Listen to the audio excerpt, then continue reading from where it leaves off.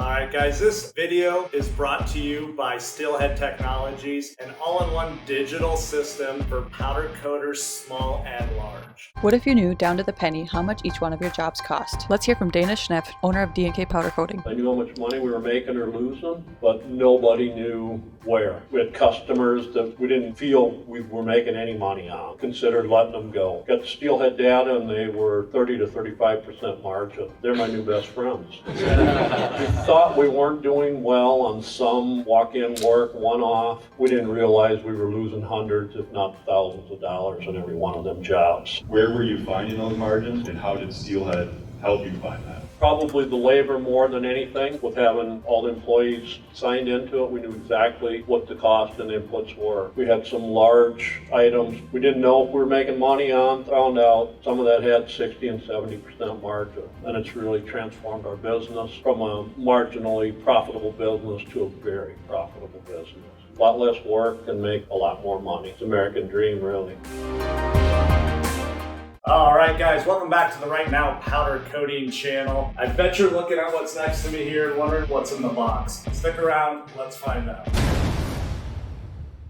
In this video guys, I wanted to get back to testing out a small air compressor because obviously in our shop we have a very large air compressor, rotary. It puts out 85 CFM. That is more for our blasting setup. Also the fact that we're running industrial equipment and multiple operators and all that sort of thing, so we need a lot of air. My friends from Vevor reached out to me. We did a review on a welder a while back, and they sent me a bunch of stuff to see if I'd have any interest, and I really didn't. So they sent me more stuff, and this air compressor kind of struck my eye because it's very affordable. The link's down below, but we're going to give it a try. The thing that I really liked about it is the decibel rating on it is, I think, 85, and I don't know that much about decibel ratings, but they said a TV is typically 75. So if that's the case, this thing is going to be super quiet, and it will be nice to have if we are doing small parts to just fire up a small air compressor and not have to run my big rotary, which is an electric thing. So I think these are the mufflers. Yeah. So we're going to unbox it here, and then we're going to put it together and test it out and see how it does. And then I've got some small parts. Man, I don't know how that thing is in there. I'm going to get pliers. We've got some small parts that we're going to spray in chrome and then clear coat. So we're going to use a cup gun for that. Here's what the air compressor looks like. So this shipped directly to me just like this. Everything but the wheels and the mufflers are installed. So let's yank it out of here. I always kind of laugh when I get stuff from them because it kind of seems like it's tossed around. I'm sure it comes from overseas and it just gets beat up on the ocean on a ship somewhere. But so far it looks pretty nice. It's got the quick connect already installed, which I like. So we should, if it's the right hookup, we should just be able to plug our air line right in. So you probably don't need to see me put the wheels on, but I'll get the wheels installed. We'll get this thing plugged in. We'll see how it runs. Cool. Should we see if it runs? I don't know where the switch is. So thanks.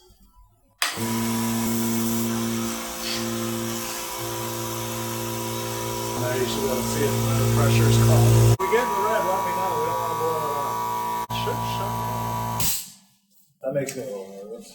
Okay, so there's a break-in procedure on it where they want you to run it while it blows off for 30 minutes. So I'm not going to do that on film, but we'll break it in and then... With our Vevor little air compressor, if you're a newbie, you're going to probably be using some stuff from Eastwood. So I actually went and ordered a powder coating gun, which we're going to open up right now. And if you're part of my school community, which will be tagged down in the description, you'll have an opportunity. Once we hit 40 members, we'll be doing giveaways every single month. That includes these products here, slightly used, but only for video purposes, and tapes and plugs and all the kind of stuff that you'll need powder coating. So make sure to check out that school community.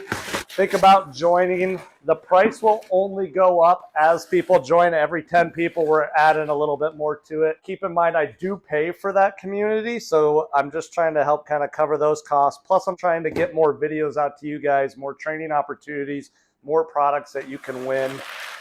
So the first thing I ordered And actually, I'm not sure what's all in here because I don't remember. Oh, okay. So apparently you get some tack spray when you order a booth. But this is Eastwood's PCS 250 dual voltage gun. This is the gun I would recommend most people start out with if you're powder coating at home or a very, very entry level hobbyist. It's got 2 modes so that you can spray your base coats and then drop down your voltage so you can do recoats, hit those Faraday areas, that sort of thing. So this is the gun we'll be using in this video. There it is. Now this is totally different looking than the guns that I used to use when I first started, but it's the same system. Basically, you get the gun, the cup that you're gonna put your powder into. You've got your button here, and this button is what you push while you're spraying, and that charges the air. You've got a ground clamp for your part, and then obviously your plug-in. This stuff all, to be honest with you, looks heavier duty than it used to. Your ground looks a lot longer than it used to be. I'll have to see if I can find one of my old units, but this is pretty nice. Obviously, you're gonna have a user manual. Along with the Eastwood gun, you're gonna need a way to blast your parts. If you're just starting out, a little gun like this can actually do quite a bit. And again, we'll link this down in the description. You're obviously gonna need an air fitting and your air compressor, which that Vevor should run this a little bit. You've got an adjustment here on the side where you can adjust how much material is coming out. And then your air, if you wanted to put another regulator down here, you can actually adjust how much pressure is helping push that out. But something like this, the only downside of it is you're gonna have to fill it quite a bit because you're gonna run out of material pretty quick. But we're gonna hop in the sandblast room and show you guys just how well this does. Obviously I have a little more CFM on my big system, but you should be able to get away with it with a smaller compressor too. I can't go back to you, my friend. Don't even ask. Don't play pretend. You know you left me lonely. I could tell them the whole story. It may take a couple hours. I've got time. Let's get the chat. How could I explain the situation? Man, it's so damn complicated. Where do I start? Where do I end? I should go back to bed. I'm going back to all the basics. Teaching myself now how to erase it. It's like learning a whole new language, and I'm afraid, too scared to face it. I just want consistent clarity, but all my thoughts destroying me. Some peace of mind is all I need. Give peace to all of my family. I can't go back to you, my friend. Don't even ask. Don't play pretend. You think you are everything I need, but I gotta leave.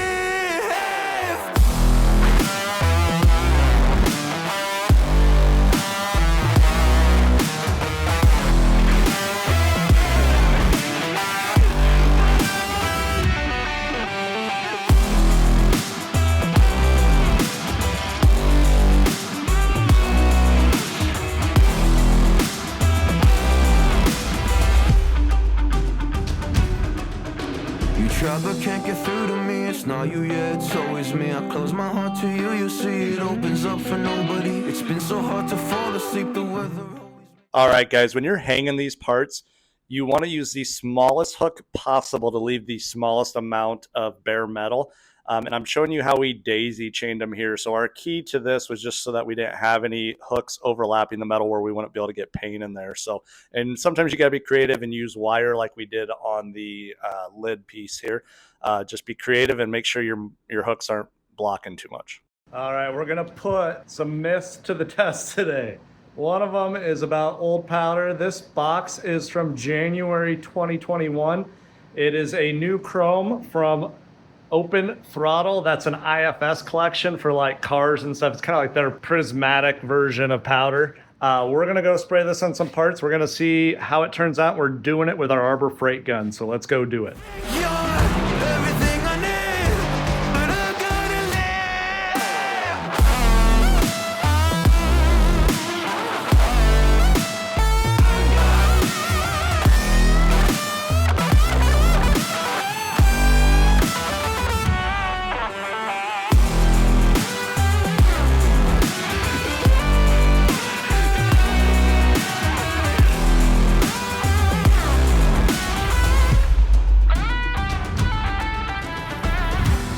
Can't go back to you, my friend.